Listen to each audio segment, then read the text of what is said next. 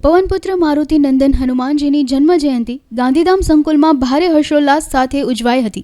સંકુલમાં આવેલા વિવિધ હનુમાન દાદાના મંદિરો ખાતે સંગીતમય આરતી, હોમ હવન, સુંદરકાંડના પાઠ, મહાપ્રસાદ, કીર્તન જેવા કાર્યક્રમોનું આયોજન કરાયું હતું. ગતરોજ વહેલી સવારથી જ ગાંધીધામ, આદિપુર, અંતરજાળ સહિતના વિસ્તારોમાં આવેલા હનુમાન મંદિરો ખાતે ભાવિ ભક્તોની કતારો જોવા મળી હતી. ભક્તોએ બજરંગબલીને આંકડાની માળા, સિંદૂર, નાળિયેર પ્રસાદ, તેલ અર્પણ કરી પૂજન કર્યું હતું.